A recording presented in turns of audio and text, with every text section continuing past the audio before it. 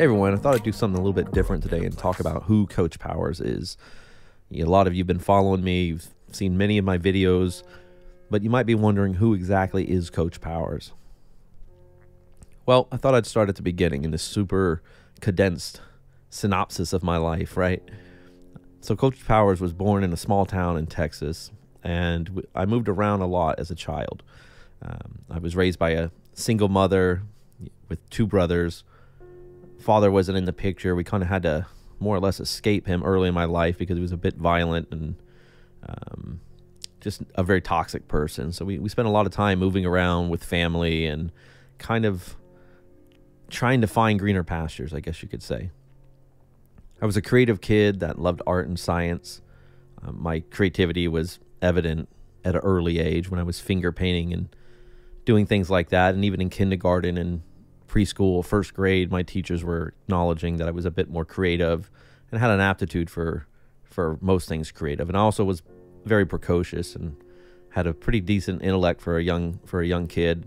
And I loved a lot of science. I mean, at one point, I was very certain that I was going to become an astronaut. But as I got older, I realized I really suck at math, and that's a problem. You gotta. Math and advanced math is a kind of a major prerequisite for becoming an astronaut. So, as I said, I had a tough childhood. We grew up in poverty. We grew up in tough neighborhoods. My mom worked sometimes 2-3 jobs to provide for us. And as as the older sibling, I had to take care of my 2 younger brothers, and I had to take on a lot of responsibility, cleaning the house, sometimes cooking, and just helping as much as I could. So as the years went on, I grew up with a bit of being a bit shy, and I think I was scared of school. I was a bit timid, through my years, and eventually I found martial arts, and I got into weight training as an early teen, and that was really a game changer for me. That really helped with my self-esteem and self-efficacy, and gave me some direction. I love the arts and the martial arts and the discipline, and it just made me feel good. It allowed me to work with others and be part of a team, and built my confidence and things like that. And I got into weight training, and even though I was a skinny teen, I was able to put on a little bit of muscle and get healthy. When I was 15, I was involved actually with something, I guess you could call it a hate crime. I mean, I think that's really what it was. It was a guy that was from Pakistan that just hated Americans and let us know that. He said that much. And he basically got into a car one day and tried to run me over and 2 of my friends and kill us. And we were outside in a neighbor's yard. Again, I'm 15, 14 years old, something like that. And we're doing backflips, and, I was into gymnastics, like I said, martial arts and things like that at that time, very active, very healthy. And we were doing backflips in a neighbor's yard because he had very thick grass.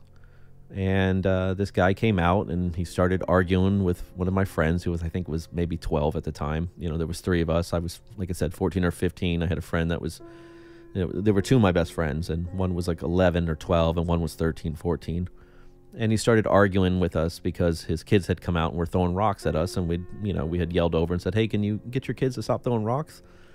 Well, that he had been sitting out there drinking. This guy just, I don't know why he was in America. He seemed to loathe everything about this country. And he got in his vehicle. We thought he was going to, we were kids. We thought he was going to get the police. And he came around the corner and he floored it. And we were all sitting up against this big oak tree. And I was able to, I don't know, out of some kind of instinct, I reached over and I pushed my friend out of the way. And before I could get out of the way, was smashed up against this tree and broke 7 of my ribs, compound fractured my back in 2 or 3 places, ripped my spleen in half, punctured my lung. It literally was laying there dying. And it was a really, really traumatic experience, I guess you could say, for a kid, and not knowing how to process all that. Why would somebody do this? I mean, I didn't do anything wrong. Why? Eventually I was able to, recover from that and get back on with my life. I realized later that I still had dealt with, I think, the trauma of that, when you go through something like that, or any kind of trauma, I don't think it's evident right away, oftentimes, the effect, the impact something like that has, especially when you're young. I mean, you're just kind of muscle through it, and you focus on school and other things in your life. But it was a piece of my story. It did have an impact. But I returned to martial arts and weight training, and I got into bands, and I started writing poetry, and I moved on with my life after that. I wrote a lot of short stories. I shot little short films and little comedy skits with like my mom's old, I think it was like a VHS camera, to date myself. I mean, it was like this big giant camera, back in the day when you would put a big VHS in the side of this thing, and we would shoot little videos and things like that. Me and my brother would create little podcasts, I guess before podcasts were really podcasts, and we would pretend that we had a radio show, and we pretend like we took calls, and we just lived in our imagination. We did a lot of creative things like that. And so things seemed to be on the up and up. And then I had a series of bad events in my late teens. I had gotten, probably about 18, I lost my grandfather, who was like, really like my father. Like I said, my father wasn't in the picture, so my grandfather became my father. And he was, this wonderful man who always was pursuing knowledge, kindness. He had a very Zen quality to him. And he always had this ability to look at people and find a special connection. Like, he had a special connection with every single person, every one of my friends, every one of my family.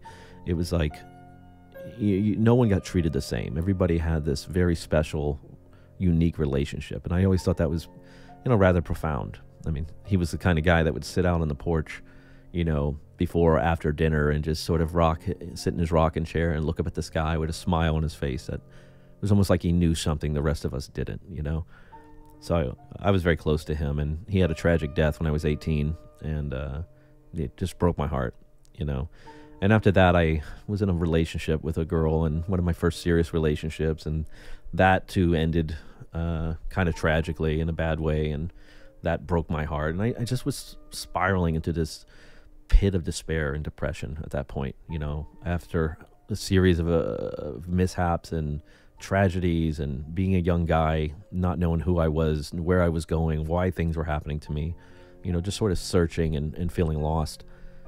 At that point, I got really depressed, and I found Zen meditation and had a mystical experience on psilocybin mushrooms, which is not something I talk a ton about, although today it's a lot less taboo. But certainly for years it was taboo, and it's almost like you're saying I had a crazy experience on drugs, but magic mushrooms, or psilocybin mushroom rather. I mean, now John Hopkins and major universities are doing research and finding, just incredible things about them. And I knew this, God, in my early 20s, I had discovered this. And like I said, I was very depressed. I don't know if I was actively suicidal, but I was contemplating pretty dark things at that point. I just was over life and losing. And I remember I went down to a friend's house, and he happened to get these mushrooms, and normally I wouldn't have done something like that, but I thought, well, whatever. What do I have to lose, And I remember I took these mushrooms with him one night, and it was like a lightning bolt went off in my head, and I realized that I was spirit and not ego. I mean, that was one thing that's very abstract, and I won't bore you with this incredible, deep philosophical, insight into all of that. I mean, maybe for another video, but basically I realized that there was a sense of me that I couldn't stand, that this sense of me that I didn't like, that was sad and little and insignificant and injured and all of these things. And that experience on the mushrooms sort of made me realize that, well, 99% of that was just in my head. It was just baggage. It was misperception. It was, it was just ego. And who I really was this sort of beautiful, colorful, lively, spirit that was part of everything, connected to everything, connected to love, connected to God, connected to the universe. And that I was, I had so much potential, and I didn't have to live in sadness and in this sort of reduced little insignificant perception of self, this ego. And it was very freeing, and it wasn't a head trip. It wasn't, I didn't drink the Kool-Aid as much as it might sound. It was like enlightening in the sense that I realized who I was that was suffering. That was the Kool-Aid. That was the bad program. And I just realized that I didn't have to live that way, that I can choose to be something different, and that there was a future and there was possibilities. Had a quite an impact on me. Just on a biological level, it changed me. It was like the greatest SSRI or something. I got back in college. I had dropped out of school after that car accident I mentioned earlier at like 16. I dropped out of school. I mean, I was by 18, 19, 20. I mean, I had a GED and I just felt so small, so dumb, so insignificant. Grew up poor. I just, all the dreams I had seemed so far away, and I just didn't think I was good enough to reach any of that stuff. I didn't think I was even good enough to go to, go back to college or go to college. But mushrooms and Zen meditation, after I had that psilocybin experience, I started meditating, and meditation was a way to sort of open that portal to keep things open and clear in my mind. And it continued to help me. It helped me remove negative self-defeating thoughts and help me separate from that false identity, that ego, and sustain that, that a connection with who I felt I was as a child, that just who you are beneath all that baggage of who people told you were, or who, the misleading things that you came to believe along the way, but just who you were as a child, that sense of just knowing and feeling, as a lot of mystics or Buddhists might say, a sense of being. And so I got into college, and yeah, it changed my life. I mean, I returned back to my art. At that point, I started working as an abstract surrealist. I should back up and say I worked as an artist a bit, worked in the arts, well, I didn't work. Well, let me clarify. I tried to be an artist through, years of coming up as a teenager and things. I don't think it's really a possibility at that point to have a career in arts or anything. But I took art classes at school, and I always painted and, would draw. I was very heavy into drawing, pencil art. But again, when you're a teenager and you're coming up, that doesn't seem like a path to anywhere. I mean, what's that going to do? That's not going to pay the bills, And I didn't even know anyone around me that did that kind of stuff. But once I got into college and I was getting a little bit older, you start to see the world differently, and you meet more people. And so anyway, I digress. I kind of rediscovered I guess you could say, my true nature again. And I was like, hey, I'm an artist. I'm a creative person. Why am I not creating? Maybe that's partially why I'm suffering a bit. So I started creating again, and that immediately opened doors, and I found some amazing artists, and next thing I knew, I was flying to Los Angeles to do a show in a 5-star gallery. I mean, things happened so fast, I couldn't believe it.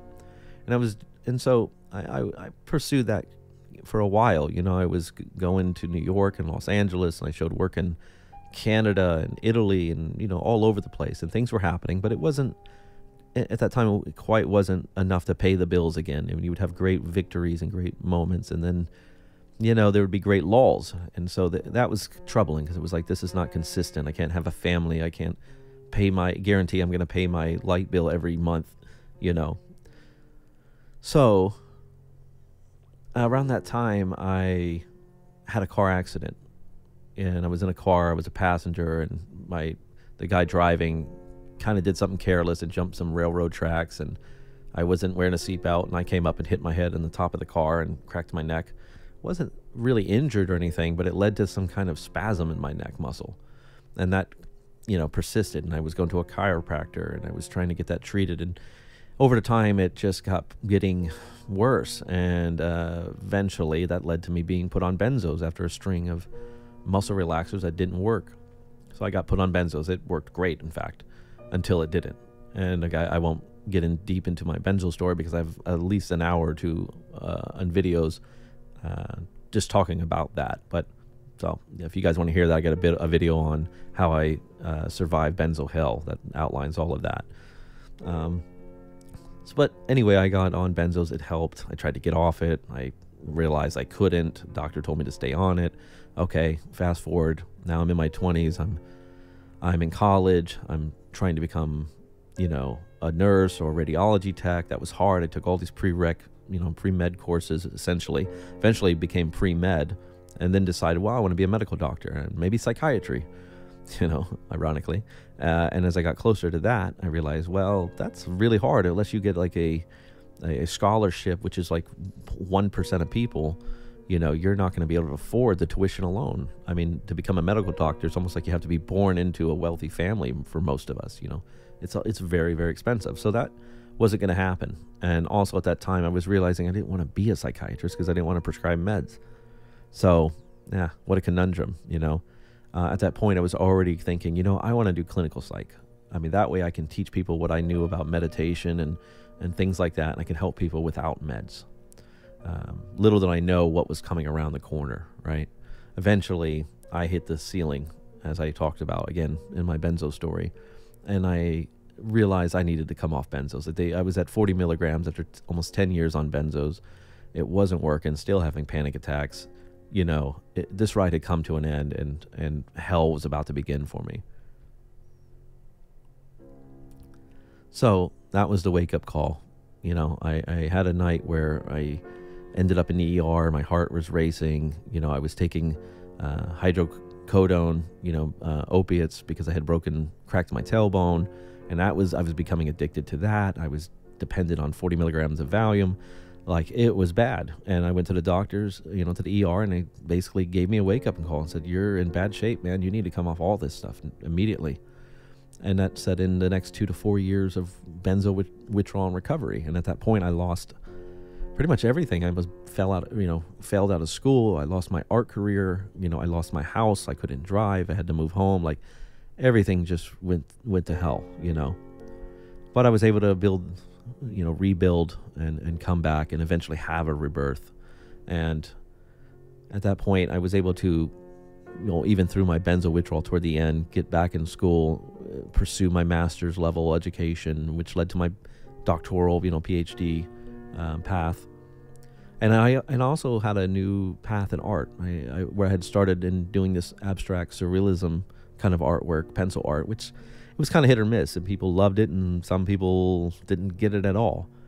But I started to suddenly want to do more tangible art, more expressive and real, hyper realism. And so I started doing these portraits, which started with a portrait of a friend that had died. I just did it for his mother, and it was pretty good. And I was like, wow, I didn't know I could do that. Well, I did another one. It was pretty good. I did another one, and I started learning. And I went back, and I kind of went back and took a lot of online videos, and studied from a lot of online videos and things like that, and just took my education more serious as an artist, and started learning techniques and things like that, and become very obsessive about it. And the art grew and grew and grew, and now I had sort of come out of it and was reborn with this new art career. At the same time, I was doing music, which is something I kind of glossed over earlier. I had been in bands and played guitar and things like that as a younger man. And even in my early 20s, tried to, make bands work, but people got married and they had kids and things fell apart. It seemed like every time we got things really going. So I started using a lot of, I created a studio in my house, and I had a bunch of music equipment and art and things like that. And I just dove into art as I was recovering from benzos.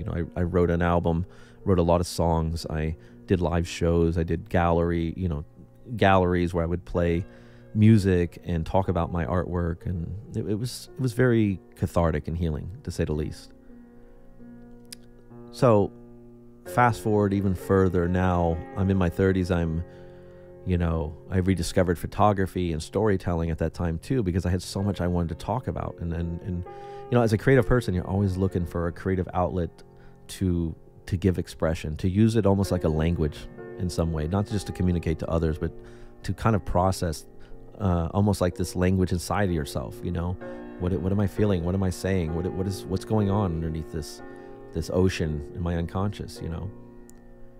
And I realized, again, I just glossed over another key point. I was a photography major in college, of all things. I got in the arts, but I was a photography major. That was like my co-majors. I was taking all these med courses and eventually psych courses, but I was taking, anatomy and chemistry and biology and all this stuff, kind of trying to get into, really trying to get into nursing, or, become an ARNP, or get into, pre-med, radiology was one thing I was after, and it was just tough. I just kept missing it.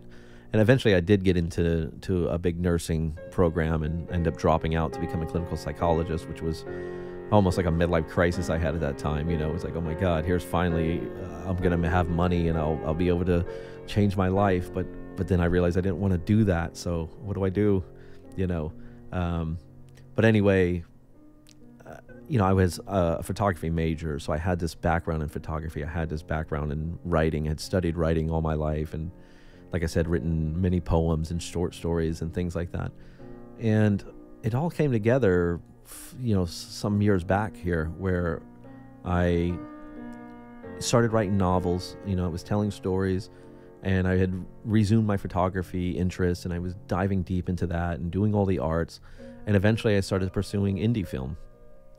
Well, this is all around the same time that I had become a benzo coach. I had come back, and I had learned so much through my path in psychology, and how I recovered and how I was able to heal. And I was putting together a program that I believed could help others. And I had my YouTube channel. I put out a book. I was helping a lot of people, doing the coaching thing. And then came an opportunity to make a film, a short film for a festival that was local. And I went for it, me and two of my closest friends. And it just fit. It was just like perfect. It was like, divine. It was divinely orchestrated somehow. It's like everything I had done, being almost what they call a jack of all trades, right? You always hear that, jack of all trades, master of none. They never finish that quote. It's jack of all trades, master of none, but still better than a master of one. That's the actual quote. So I had all this skill and knowledge. I had this background in psychology, in the fine arts. I had studied writing for 15, 20 years. I had written like 4 or 5 novels, hundreds of poems, dozens of short stories. Like, I had the background in cinematography. I had background in already making skits and working with cameras, and then I had the background in audio as well, because I was, I had played in bands and I had recorded music. So I was like a guy that had all of these special talents in a sense, but never really knew where to put them. It was like, in not one thing I couldn't quite make a living at, I just was kind of a jack of all trades in all this area. But as I, got into the indie film thing, and I started to explore that, and we tried to make our first film, it was really obvious that, like, oh my God, it's like everything I had been doing was preparing me somehow for this. It was like, wow, all these little things fit into this one umbrella here, this one direction as a filmmaker. So fast forward again, now we've made several films, shorts. We're working on our feature film and benzo recovery film that many of you have been following. We've got a documentary that we're going to start later this year. And it's just interesting, it's just interesting how life unfolds. And one thing I've realized throughout my life, among many things, is, and I believe it was a quote from Joseph Campbell. He said, you have to let go of the life you have planned so that you can accept and take hold of the life that's waiting for you.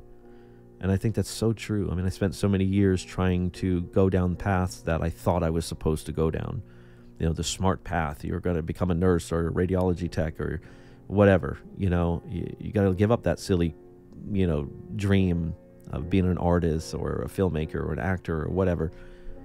But I think you just have to follow your instincts. You have to follow that which you can't deny. And you have to get kind of behind the ego and take a chance every now and then. And I'm glad I did. And I'm glad that I was able to make a full recovery, and come back and help people and tell my story and tell your story and be somebody that could be a positive figure maybe and help change things in this area. So that's a super condensed version of my life in a nutshell. As I'm saying all this, I'm realizing how many things I left out and things I could have said, but that gives you a sense anyway. Who's Coach Powers? How did he get here? Maybe I'll expand on this more in the future, but for what it's worth, maybe you enjoyed it. All right, guys, I'll talk to you soon. Take care. I don't wanna let myself down myself.